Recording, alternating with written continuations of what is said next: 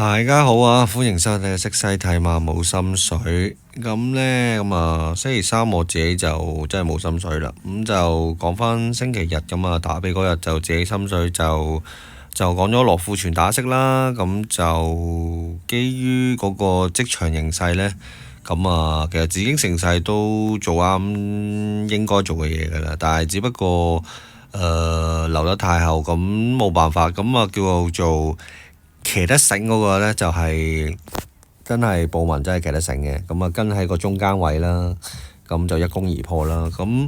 呢個世界都冇話如果係乜，只不過係紫荊盛世，我相信呢隻馬係絕對同白鹿金剛係有一鬥。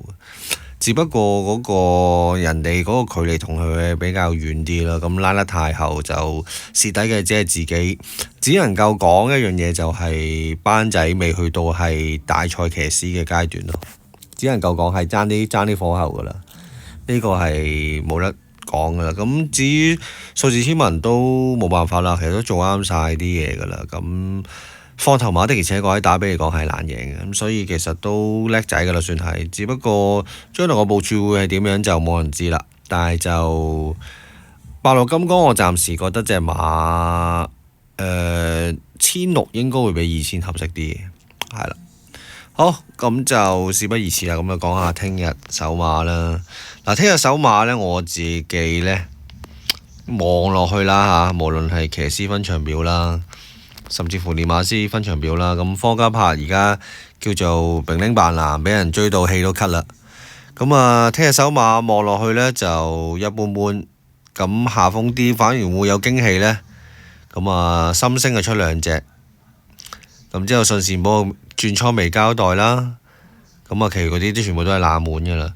咁至於你話廖康明同沈就成啲馬咪好好呢？沈就成就星期三威完啦。返沙田係咪又捱打呢？固定個精兵制呢？至於廖康明啦，出馬就最多係佢啦。但係佢啲馬贏嘅機會係咪又高呢？我覺得一般般啦。而家暫時個練馬師王就羅富全大熱嘅，真係馬海戰術啦。馬海戰術係咪又係得呢？望落手馬我又覺得唔係話好特別太出色咯。所以你話如果今次比較暗牌啲，我就覺得可能呂健威同蔡神仙兩個咯，係啦。呂健威同蔡神仙好似有啲暗牌馬喺度，呂健威就有啲係擺明車馬嘅，係啦。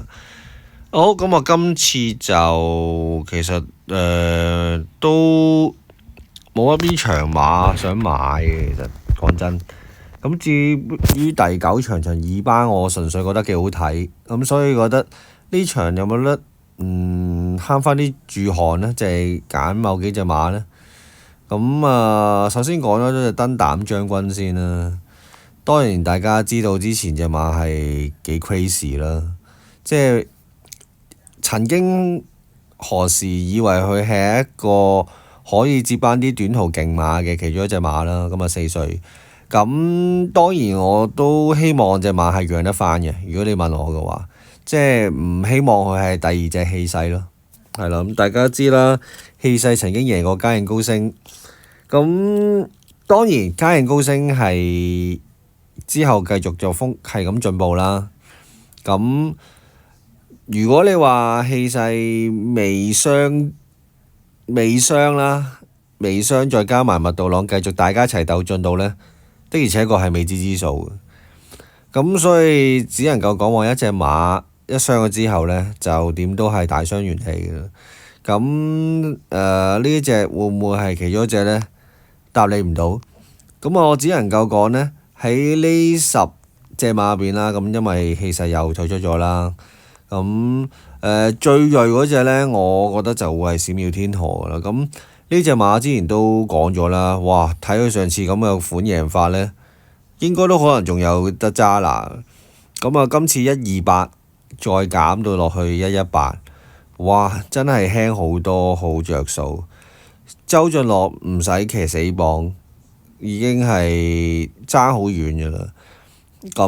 絕對好跑啦。對手有啲嘅，包括我上次揀嗰隻信心星啦。上次就大冷啦，即係唔係話大冷嘅，即係如果對呢隻馬個10幾倍算係冷㗎。咁之後仲有其他對手，我就覺得時時歡欣呢隻馬呢，今季我覺得佢今季比較跑泥地2場呢，其實佢都有啲收埋埋，我自己覺得呢隻馬。點解咁講呢？因為其實今季佢係冇跑過沙田1200，上季佢係122贏過啦3班。呢隻馬呢，孭重磅應該都冇乜問題嘅。咁所以如果你話 win 到閃耀天河嘅話呢，唔排除有機會可能都係呢隻都有機會。點解咁講呢？因為其實你睇佢泥地已經誇張啦，1分07秒幾，再睇埋個磅數啦。咁呢啲咁大隻嘅馬呢，成1300磅嘅馬呢，跑短途應該理論上爆炸力應該係強嘅。咁我覺得佢今日即係加埋聽日啦。咁奧爾文今季都手執呢個稅權啦，即係個情況有啲好似類似係封神咁樣咯。咁即係奧爾文騎得呢啲馬呢，應該都冇得揸流灘。咁睇下會唔會係幫賀賢散靚招牌嘅馬咯？時時係咁時時咁就難得呢隻擺賀賢，即係叫做唔錯嘅馬啦。咁喺呢個班數其實都有得冚下嘅，係啦。咁至於你話信心星咁，當然就磅重得滯㗎啦。我自己覺得就咁，你4磅又多啦，132啦，都係吃力㗎啦。咁係唯一就係燈膽將軍啦。咁我哋睇下有冇得冚咯。咁所以鐵三角都係時時歡欣啦，閃耀天河啦。咁睇下燈膽將軍跑得翻幾多咯。咁基本上鐵三角都冇乜冷門可言啊！真係揀唔落手。咁有時候你話熱門係咪真係冇肉食呢？絕對唔係嘅。有時熱門都可以有肉食嘅。咁只不過可能個熱門可能有2隻熱門，有一隻冇呢，咁可能已經唔錯㗎。